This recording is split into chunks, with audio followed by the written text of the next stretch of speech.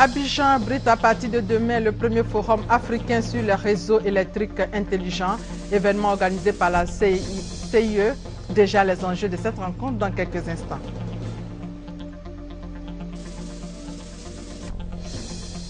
Lutte contre les grossesses en milieu scolaire, la campagne d'intensification de l'offre de services de santé, de la reproduction et de la planification familiale lancée à Abengourou. Lycéennes enlevées au Nigeria, des pilotes américains survolent le pays. Il est 13h, bienvenue à tous. On commence par les audiences du président de la République. Le chef de l'État a reçu hier une délégation de Reporters sans frontières. Avec cette délégation, le chef de l'État a notamment échangé sur la liberté de la presse en Côte d'Ivoire. On fait le point avec Jérôme Kofi Aboulé. Une délégation forte de 3 membres. La délégation de Reporters sans frontières reçue par le président de la République, Alassane Ouattara, ce lundi 12 mai 2014, au palais présidentiel. Les échanges entre le chef de l'État, qui avait à ses côtés quelques membres de son cabinet, ainsi que la ministre de la Communication et ses hôtes, ont duré près de 3 quarts d'heure, ce qui a permis d'évoquer des sujets ayant trait généralement à la libéralisation des médias audiovisuels et la liberté de la presse en Côte d'Ivoire. Nous avons eu un entretien avec le chef de l'État sur la situation de la liberté de la presse et de l'information en général en Côte d'Ivoire. Cet entretien fait suite à une mission par Cléa Kansriber, qui est la directrice du bureau Afrique de Reporters sans frontières, qui est depuis quelques jours en Côte d'Ivoire pour évaluer la situation de la liberté de la presse dans le pays. La Côte d'Ivoire se trouve à la 101e place du classement mondial de la liberté de la presse que publie Reporters sans frontières chaque année, sur une très longue période. C'est-à-dire si on remonte à de nombreuses années en arrière, il y a une amélioration, puisqu'il y a quelques années, la Côte d'Ivoire se trouvait à la 150e place. Néanmoins, 101e sur 180 pays, ça laisse à penser de manière très claire que des progrès doivent être faits en matière de liberté de la presse. Et après cette audience hier, l'équipe de Reporters sans frontières a animé ce matin une conférence de presse pour faire l'état des lieux de la presse ivoirienne. Entre autres sujets abordés, il a été question de l'ouverture probable de l'espace audiovisuel, mais surtout du soutien demandé à la Côte d'Ivoire quant au projet de nomination aux Nations Unies d'un conseiller spécial chargé de la sécurité des journalistes. En attendant de revenir sur cette rencontre avec Franck Ouadio dans le 20h, disons que le président a également accordé une audience hier à la ministre de la Santé, Raymonde Goudou-Kofi. Elle était accompagnée d'une délégation de l'Organisation mondiale de la santé, OMS. Information essentielle à retenir, le ver de Guinée éradiqué en Côte d'Ivoire. La lettre de certification a été remise au président Alassane Ouattara. Jérôme Kofi Aboulin, une fois encore sollicité. Ça ne peut être qu'un ouf de soulagement pour les populations ivoiriennes. Le ver de Guinée totalement éradiqué en Côte d'Ivoire. La confirmation en a été donnée au président de la République, Alassane Ouattara, qui a reçu une délégation de l'OMS, Organisation mondiale de la santé, ce lundi 12 mai 2014. Délégation venue lui remettre la certification de l'éradication de ce fléau.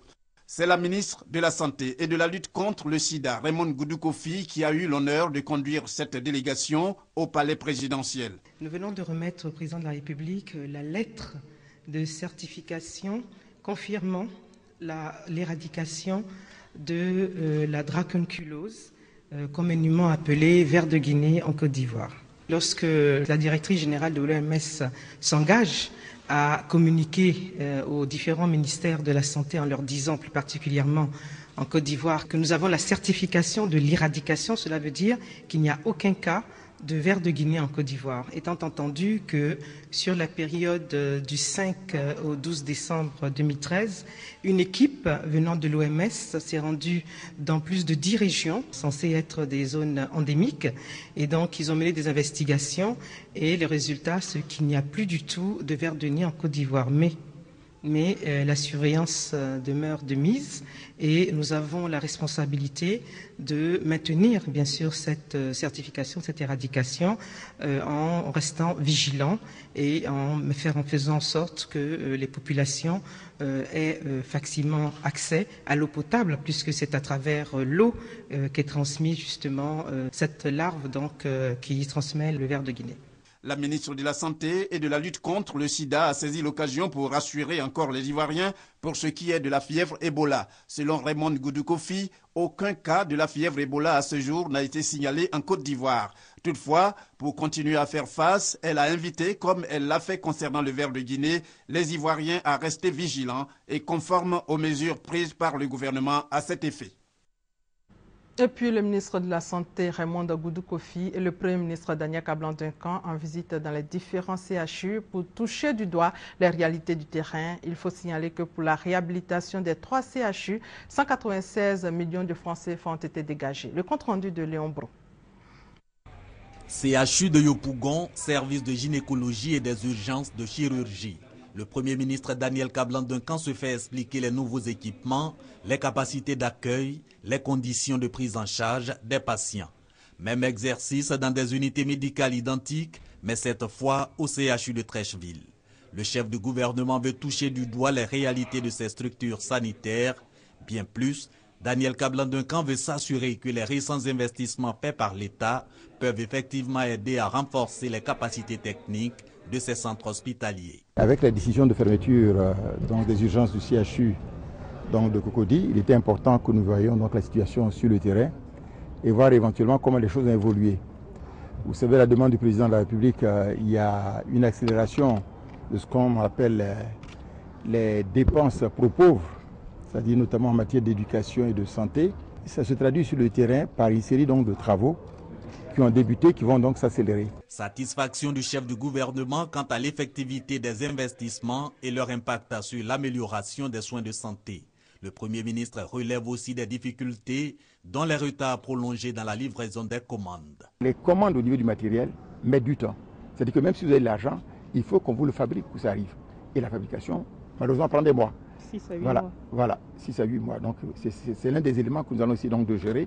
Pour désengorger à l'avenir les centres hospitaliers universitaires, le Premier ministre annonce des mesures. 196 millions qui ont déjà dégagé et nous devrons donc faire en sorte que les 3 milliards puissent être dégagés rapidement pour améliorer donc la situation sur le terrain au niveau des 3 CHU. Nous allons, dans le cadre du PND, construire 450 centres de premier contact. Ces visites, promet le Premier ministre, vont se poursuivre dans les autres domaines d'intervention du gouvernement au moins une fois par trimestre. Objectif, évaluer les investissements de l'État pour améliorer les conditions sociales des populations, investissements qui ont atteint le volume de 1337 milliards de francs CFA en 2013. Le programme national de santé scolaire donne son remède pour lutter contre les grossesses en milieu scolaire. Il s'agit du lancement de la campagne d'intensification de l'offre de services de santé, de la reproduction et de la planification familiale. Campagne lancée à Abengourou, nous dit Thérèse Tapeyoboué. Plus de 5000 cas de grossesse ont été enregistrés en milieu scolaire au cours de l'année académique 2012-2013 en Côte d'Ivoire.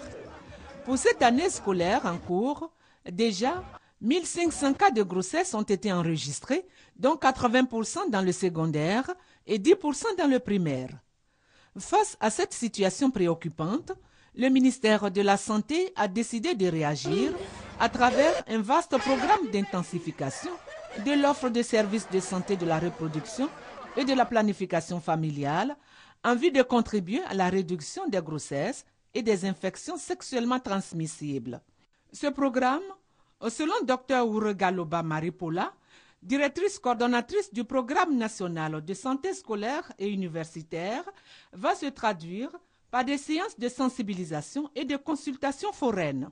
La directrice générale de la lutte contre le sida, Dr Diabaté Konombo Joséphine, qui représentait pour l'occasion le ministre de la Santé et de la lutte contre le sida, a souligné l'importance et l'urgence de ce combat contre les grossesses en milieu scolaire.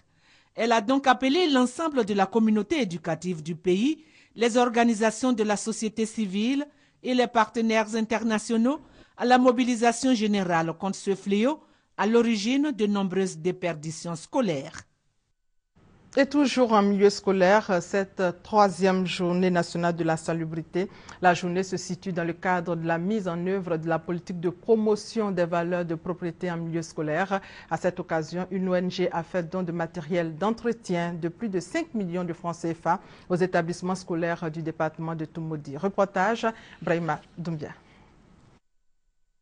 Le ministère de l'Éducation nationale et de l'enseignement technique a porté son choix sur la ville de Toumoudi pour le lancement de la troisième journée nationale de la salubrité en milieu scolaire, après les communes d'Abobo et d'Adiamé qui ont accueilli les deux premières éditions. C'est le groupe scolaire Grande École composé de 7 écoles publiques avec un effectif de 1240 élèves qui a servi de cadre à cette cérémonie. Kwame Jacques, adjoint au maire, s'est réjoui de la tenue de cette troisième journée dans sa commune. Pour le directeur de la vie scolaire, Nicolas Efimbra, cette cérémonie s'inscrit dans la stratégie globale de l'action gouvernementale qui voudrait qu'à travers l'éducation et l'instruction, les enfants s'approprient les valeurs humaines qui permettront leur insertion sociale et totale. Quant à la présidente de l'ONG Cloyeni, Madame Paul Bonique Assassi, elle dira qu'un pays émergent se construit avec une économie forte et des hommes en bonne santé. Pour aider les écoles à lutter contre l'insalubrité, l'ONG Cloyeni a fait des dons de matériel d'entretien d'une valeur de plus de 5 millions de francs CFA. Au total, 30 kits pour toutes les écoles du département de Toumoudi, composés de brouettes, de poubelles, de brosses, de pelles et de paires de bottes. Cette cérémonie a pris fin par un planting d'arbres dans la cour du groupe scolaire Grande École. Notons que le préfet du département de Toumoudi, Koulibaly Gando, représentait Madame le ministre de l'Éducation nationale et de l'enseignement technique, Kandia Kamara. Ce forum de l'étudiant africain dénommé et du Maroc, forum initié par un groupe d'étudiants marocains et Maroc Esport, objectif présenter des offres et savoir-faire au Maroc pour nouer des partenariats avec des universités et des écoles supérieures et professionnelles en Côte d'Ivoire. Environ 30 universités et écoles supérieures et professionnelles sont présentes. À Mississoko, Laetitia Mangli. Le Royaume du Maroc. 73% des étudiants qui s'y trouvent proviennent essentiellement des pays d'Afrique noire, soit 15 000 étudiants au total. Un choix qui se justifie par la diversité et la qualité des programmes dispensés et qui font en ce moment l'objet du Forum de l'étudiant africain et du Maroc à Abidjan. On l'organise pour répondre à notre mission qui est celle d'informer et d'aider les jeunes à s'orienter quant au choix de leur formation pour construire leur projet de carrière, leur projet d'avenir. Plus de 30 universités, écoles supérieures et professionnelles sont représentées à ce forum. On est dans l'ingénierie, nous sommes aussi dans le management du sport et nous sommes également dans un autre pôle très important, c'est l'agriculture. L'Afrique aujourd'hui regorge de patrimoine culturel qu'il faut mettre en évidence. Des parents d'élèves, élèves et étudiants se sont également donné rendez-vous au forum et du Maroc. J'aimerais être médecin neurologue plus tard. Je suis venue voir les avantages et puis les inconvénients de mon métier. Ce n'est pas seulement la formation académique, c'est surtout aussi la personnalité qui se forme. L'enfant découvre d'autres cultures, d'autres mœurs et il apprend à forger sa personnalité. Le forum de l'étudiant africain dénommé du Maroc est à sa première édition en Côte d'Ivoire. Il se tient du 12 au 13 mai à la Kestab au Plateau. Le Conseil de l'Entente aura 55 ans le 29 mai prochain. L'institution sous-régionale veut se donner les moyens de mieux jouer son rôle. Alors, tenu d'un point de presse pour annoncer l'événement, nous dit Gabriel Zani. 55 ans que le Conseil de l'Entente existe, mais depuis ces 2 dernières décennies, l'organisation sombre dans l'oubli. Pourtant, elle a participé à la création d'autres institutions sous-régionales qui connaissent plus de succès. Le secrétariat exécutif veut saisir l'opportunité de cet anniversaire, célébré officiellement le 28 mai prochain, pour faire revivre l'institution. Créé en 1959, le Conseil de l'Entente regroupe 5 pays qui sont le Bénin, le Burkina Faso, le Niger, la Côte d'Ivoire et le Togo. Son but est de permettre une concertation entre les chefs d'État des pays membres, mais aussi créer un esprit d'entente et de solidarité entre les citoyens de cet espace. Si le Conseil de l'Entente vit encore, c'est bien grâce à la volonté de la génération actuelle des chefs d'État africains. Les chefs d'État ont fixé des orientations stratégiques au Conseil de l'Entente. Entre autres, un renforcement de la coopération politique entre les États de l'espace, de telle sorte à faire face aux problèmes de politique et aux problèmes de sécurité. Donc pour faire un diagnostic, une étude diagnostique. Et à partir des éléments de cette étude, nous allons pouvoir, comme les chefs d'État nous l'ont demandé, proposer des mécanismes nous permettant d'assurer la veille politique.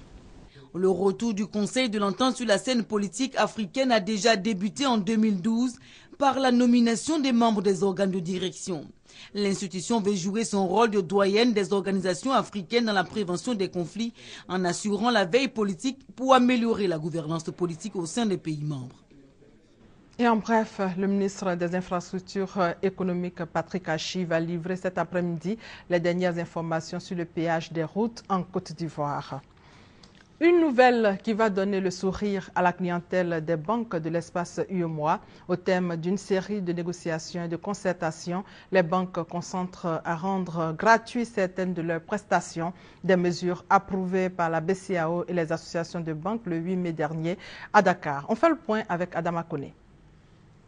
La Banque centrale des États de l'Afrique de l'Ouest, BCEAO, poursuit sa politique d'attractivité du système bancaire ouest-africain.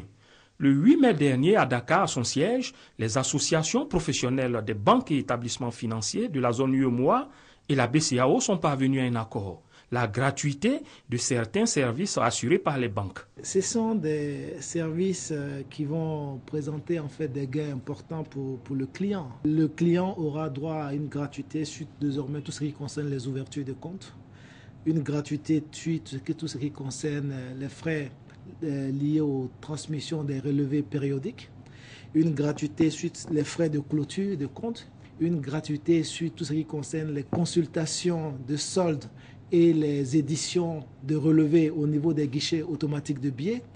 Tout ceci constitue, comme on dit, un manque à gagner pour les banques. Mais je pense que c'est une décision historique. On peut ajouter la domiciliation du salaire, le dépôt et le retrait d'espèces, le virement bancaire, le paiement par carte bancaire. La liste est longue. Ce sont au total 19 prestations qui ne seront plus facturées par les établissements bancaires.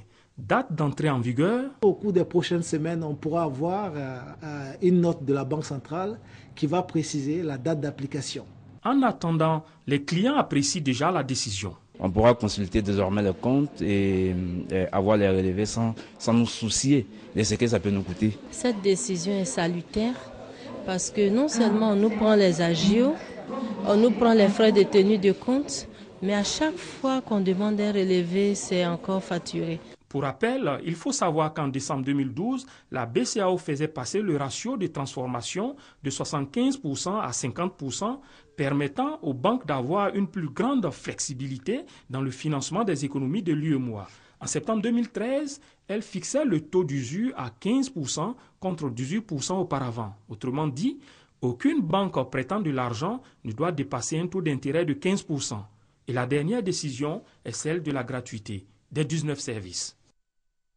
Après la semaine industrielle et portuaire de San Pedro, des hommes d'affaires belges à Abidjan vont échanger avec des responsables d'entreprises publiques et privées sur les opportunités d'investissement en Côte d'Ivoire. Le compte rendu de notre reporter Francis Boifo.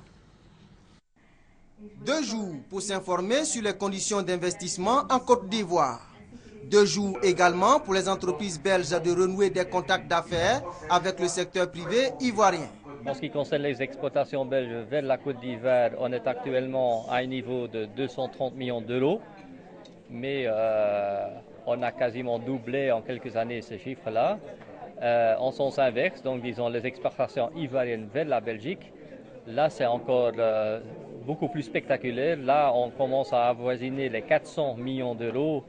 Le 5e forum économique belge en terre ivoirienne va certainement renforcer les relations économiques entre le Royaume de Belgique et l'État de Côte d'Ivoire. Ce forum Une occasion pour le ministre de l'Industrie et des Mines de rassurer les opérateurs économiques sur les opportunités d'investissement dans le pays et surtout sur l'amélioration du climat des affaires. Le pays a retrouvé la stabilité politique, la confiance est retrouvée pour les investissements, la croissance est très forte sur le plan économique, 9% en moyenne, c'est un rythme fort qui est soutenu. Et donc le message que nous lançons aux opérateurs belges et puis aussi aux autres opérateurs des autres pays qui souhaitent venir en Côte d'Ivoire pour pouvoir investir. Et donc nous les encourageons vivement à saisir toutes ces opportunités. Sont prévues à ce 5e forum économique d'Abidjan qui s'achève ce mardi des rencontres B2B entre opérateurs économiques belges et hommes d'affaires ivoiriens. Et à partir de demain se tiendra à Abidjan le premier forum africain sur les réseaux électriques intelligents. L'événement est organisé par la compagnie ivoirienne d'électricité, CIE, en collaboration avec plusieurs organisations internationales d'électricité. Le forum va mobiliser plus de 200 acteurs du secteur de l'électricité, nous dit Francis Boifou. Des décideurs, des régulateurs, des opérateurs, des bailleurs de fonds, des experts et des responsables d'entreprises exerçant dans le secteur de l'électricité sont attendus à Africa Smart Grid Forum 2014 à Abidjan. Le premier forum africain sur les smart grids ou réseaux intelligents se tiendra du 14 au 16 mai prochain.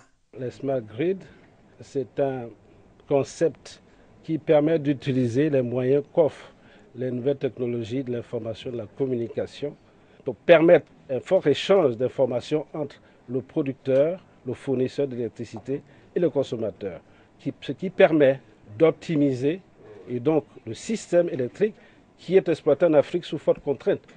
Thème de cette rencontre internationale, les smart grids, une solution pour une Afrique émergente. Et ce forum va permettre justement d'examiner, d'analyser les enjeux de ce smart grid par rapport aux besoins des Africains, puisque nos réseaux sont exploités sous forte contrainte, donc insuffisant de capacité. Avec les smart grids et ce que nous allons pouvoir en tirer, nous allons pouvoir optimiser et peut-être même proposer de nouveaux services à nos clients. Les organisateurs de ce premier forum africain sur les smart grids ou réseaux intelligents comptent mobiliser 200 participants. Ils plancheront sur des thèmes tels que la production, le transport et la distribution d'énergie électrique, le stockage d'énergie et les services aux consommateurs. Et en politique, c'est le département de Tiasalé qui a accueilli le président de l'Assemblée nationale au 3e jour de sa tournée dans l'Ayembi Tiassa. Comme dans les autres localités, les populations lui ont soumis leurs préoccupations. Le président de l'Assemblée nationale, Guillaume Kibafori Soro, a encouragé Tiasalé à continuer de prôner le vivre ensemble en Côte d'Ivoire. Victorine Yaoyoboué pour plus de détails. C'était l'effervescence à Tiasalé au 3e jour de la tournée du président de l'Assemblée nationale dans la région de l'Agnébi-Tiassa. Que ce soit à l'accueil comme au lieu du meeting, les populations cosmopolites de Tiasalé sont venues communier avec Guillaume Kibafori Soro. Avec elles, les populations de Ndoussi qui ont dû pour la énième fois emprunter la voie Ndoussi-Tiasalé qui n'existe plus que de nom. D'autres difficultés des populations ont été présentées par les élus du département. Vous-même avez pratiqué ces routes depuis hier. Tiasalé a besoin d'être aidé. Notre direction départementale de la santé a des besoins urgents et importants. Un deuxième bloc opératoire est une grande nécessité, Monsieur le Président, pour le service de gynécologie. Nous avons besoin de 3 ambulances à repartir à Morocco, Ndianois et Bolouville.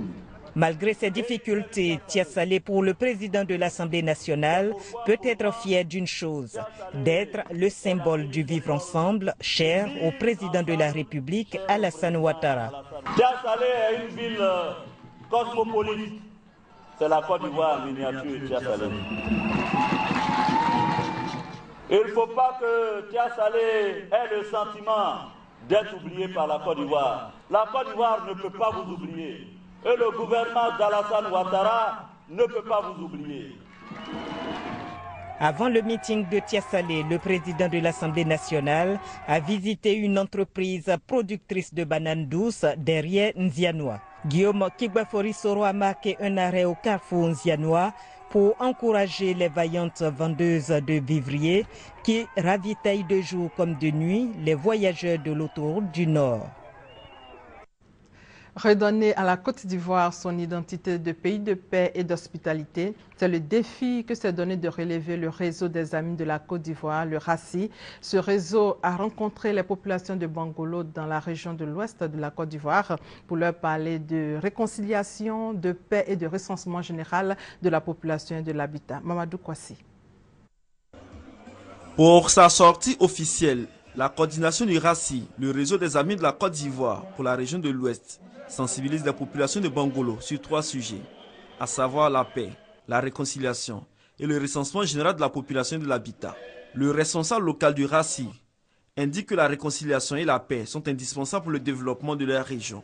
C'est pourquoi Guiri Aimé invite les fils et filles de Bangolo à accorder leur violon pour la consolidation de l'unité et surtout à renforcer les actions de paix.